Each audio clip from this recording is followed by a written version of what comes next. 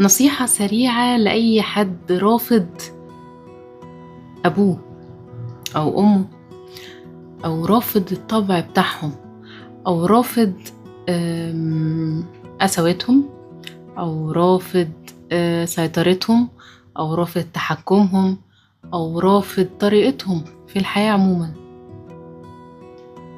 طول ما انت هتفضل رافض أهلك، طول ما دايرة الحياة هتفضل تلففك حوالين نفسك لحد ما تتقبلهم، شئت أم أبيت، عشان تتصالح مع نفسك، عشان تتصالح مع الحياة، عشان تعرف تاخد وتدي في اتزان أو باتزان في الحياة.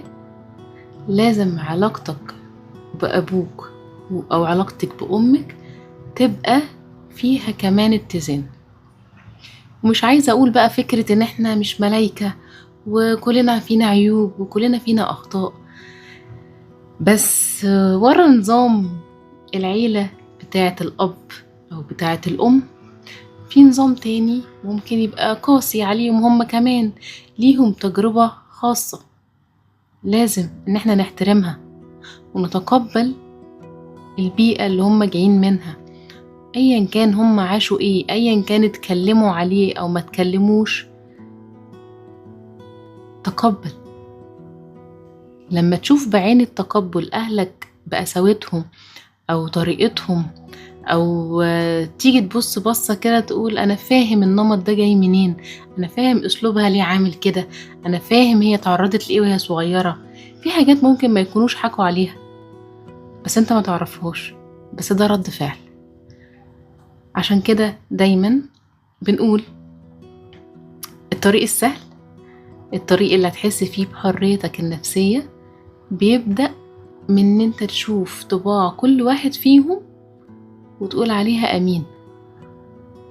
لا انا الحاكم في الدنيا، ولا اعرف الباك جراوند هم جايين من ايه، ولا الهيستوري اللي تعرضوا لها، فانا لا شيء قدام حكم ربنا وعلم ربنا، انا لا شيء.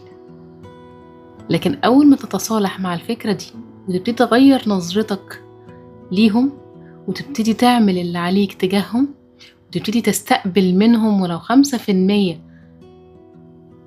قدروا ان هم يدهولك او يدهولك، ساعتها بس طريقة التعامل ما بينكم هتتغير.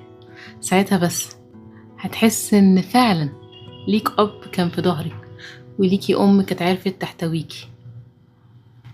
فغيروا النظارة وشوفوهم بشكل وطبع جديد، وابتدوا انتوا بنفسكم، ابتدوا تعبروا عن جواكم وتقولوا ايه اللي تعبكم، وتاخدوهم على جنب وتفضفضوا معاهم، وتفتحوا قلبكم مرة واتنين وتلاتة بنية جديدة بوعي جديد في جلسة سلام.